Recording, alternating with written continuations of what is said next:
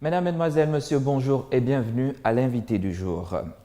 La culture et les arts sont autant d'aspects on ne peut plus importants faisant partie à des points centraux de la sociabilité des pairs du continent et reste sans nul doute la vitrine de notre identité. Au Gabon, les œuvres de l'esprit contribuent tant soit peu à la bonne marche de la cité, toutefois, des préoccupations interpellent le plus grand nombre. Et à ce propos, nous recevons aujourd'hui Jean-Olivier Koumba-Moumba, ministre délégué en charge de la culture et des arts, pour des lumières à ce sujet. Monsieur le ministre, bonjour et merci d'avoir accepté notre invitation. Merci, c'est moi qui vous remercie de m'inviter encore une fois chez vous ce matin. Alors, toujours fidèle à vos couleurs? Bien entendu, le rouge, c'est la couleur d'identification de l'Union du peuple gabonais.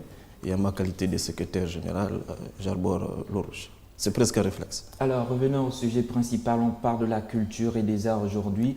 Quelle politique pour le développement culturel dans le département dont vous avez la charge?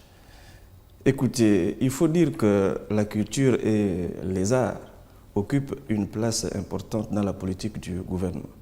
Et cela est d'autant plus vrai que notre loi fondamentale, dans son préambule, le 3e alinéa, affirme l'attachement du peuple gabonais à ses valeurs.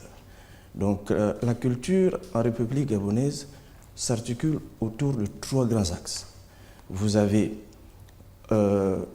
premier axe, on va dire, il y a 3 grands axes qui ont été définis dans la politique générale du gouvernement.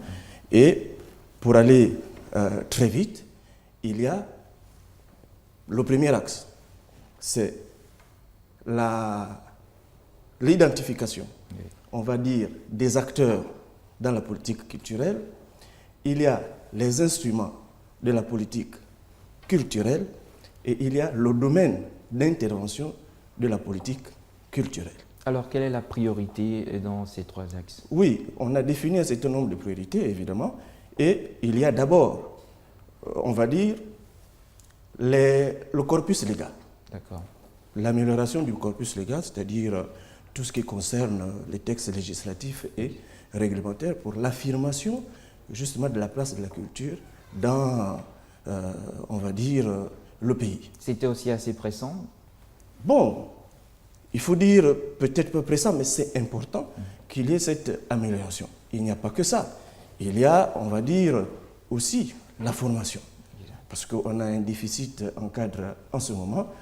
Il y a aussi, on va dire, des questions comme le développement des industries culturelles. Il y a, on va dire, l'offre culturelle.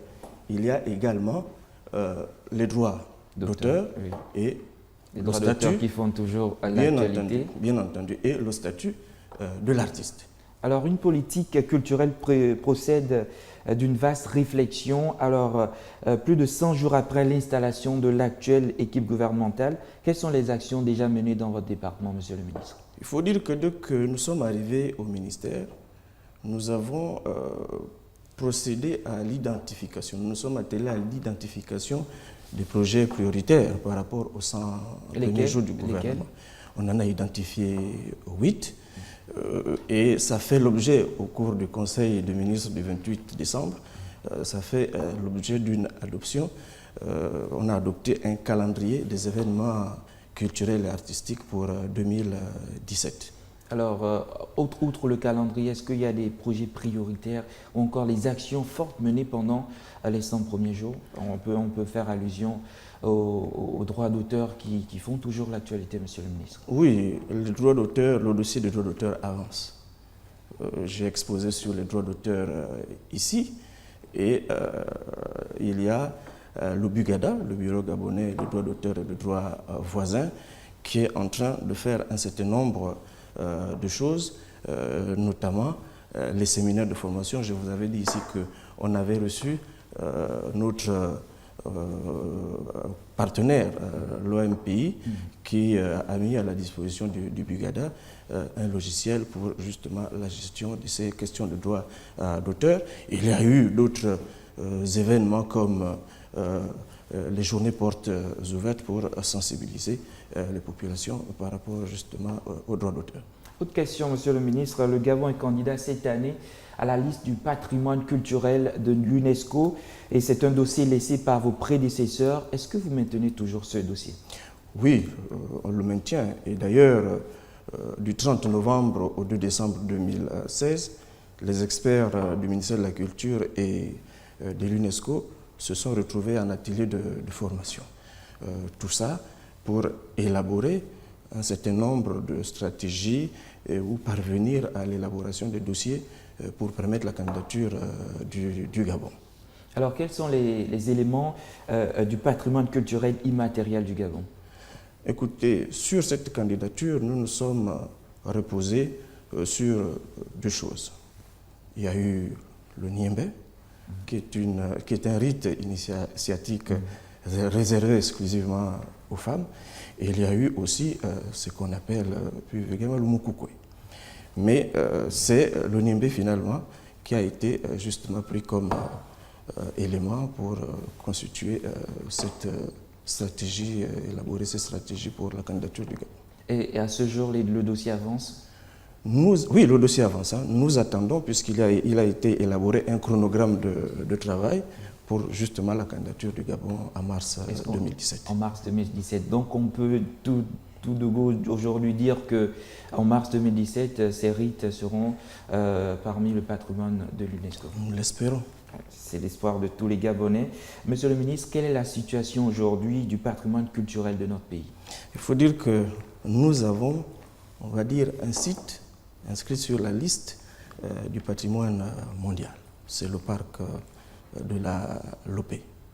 Bon, nous nous battons pour en inscrire d'autres, mais il n'y a que ça pour le moment.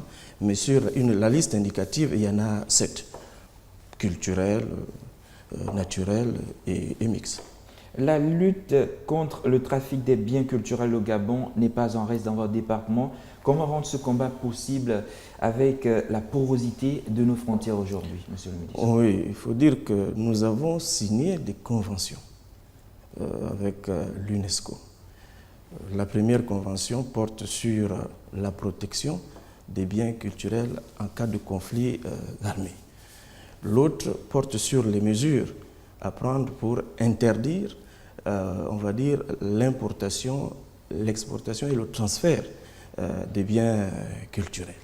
Je conviens que la ratification à elle seule ne suffit pas et elle devient pratiquement obsolète, inopérante, si rien n'est fait, s'il n'y a aucune mesure nécessaire pour, on va dire, interdire tout ça, surtout au plan national, notamment le renforcement des capacités en ressources humaines, d'où les questions de formation dont j'ai fait allusion tout à l'heure. Il faut effectivement renforcer les capacités en ressources humaines pour parvenir aux résultats que nous souhaitons.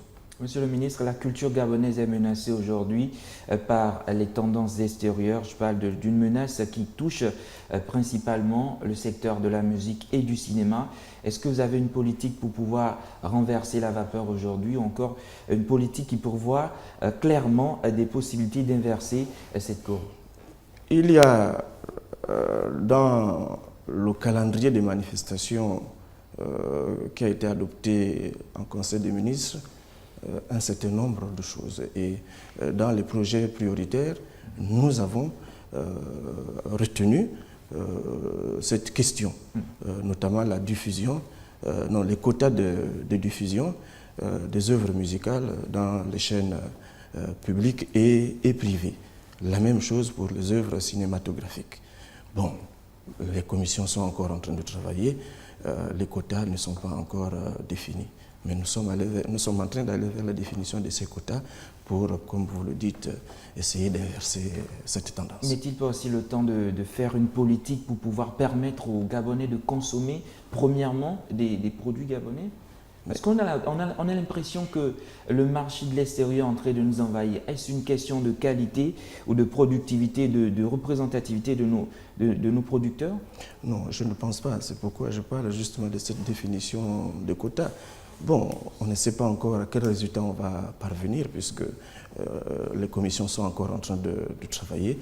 Nous verrons bien, mais l'objectif est effectivement de faire en sorte que nous consommons plus gabonais. Monsieur le ministre, quid de la fête des cultures? Est-elle enterrée à jamais? Non, la fête des cultures figure en bonne place sur le calendrier des manifestations culturelles. Donc on aura droit à la fête des cultures cette année? Nous espérons l'organiser dans la première quinzaine du mois de juin si tout va bien. Cela fait partie de vos priorités? Bien entendu, le chef de l'État a bien voulu que cette fête soit organisée et qu'elle soit très belle. Alors, le 10 janvier dernier, vous avez procédé à la relance des activités du CICIBA en lui assignant de nouveaux objectifs. Peut-être un bref aperçu ou encore sur ces objectifs avant de vous laisser partir, Monsieur le ministre? Non, il faut tout simplement d'abord se réjouir de ce que le CICIBA aujourd'hui a désormais un siège digne de ce nom, adapté à ses missions, à ses objectifs. Et ce siège lui permet au moins d'être visible au plan international, au niveau des institutions de la recherche scientifique qui comptent dans le monde. Bien, c'est deux choses. On a souhaité que le CICIBA, justement, parvienne à l'assainissement de ces textes organiques. Et ensuite, faire ce qu'on appelle la consolidation d'une gestion managériale qui réponde aux besoins du moment. Donc voilà, grosso modo, ce qui s'est passé au niveau du CICIBA. Bien entendu, le CICIBA conserve toujours ses missions qui ont été définies depuis la création du CICIBA. Et pour ceux qui nous suivent, le CICIBA, c'est le Centre international de civilisation bantou, une initiative du père de la nation gabonaise, de l'un des pères de la nation gabonaise, El Hadj Omar Bongo Ondimba. Monsieur le ministre, nous sommes pratiquement à la fin de notre entretien. Peut-être vous donner l'occasion très brièvement de vous adresser à ces férus de la culture qui attendent énormément en termes de politique générale pour ce secteur qui est très porteur dans notre pays. Oui, tout simplement leur dire que nous sommes en train de travailler. Il y a le dossier du droit d'auteur qu'on vient d'évoquer tout à l'heure. J'ai dit qu'il était en bonne voie et nous espérons parvenir, on va dire, enfin, peut-être dans quelques semaines, dans quelques mois, parvenir ou faire en sorte que le Bugada se mette sur le terrain pour que les créateurs d'esprit puissent justement bénéficier de leur création. Je rappelle que sur ce plateau, nous recevions à l'instant M. Jean-Olivier Koumba Mboumba, ministre délégué en charge de la culture et des arts. Monsieur le ministre, merci d'avoir accepté notre invitation et à très bientôt. Merci. Quant à vous, chers téléspectateurs, merci d'avoir été des nôtres. C'était votre plateforme, l'invité du jour.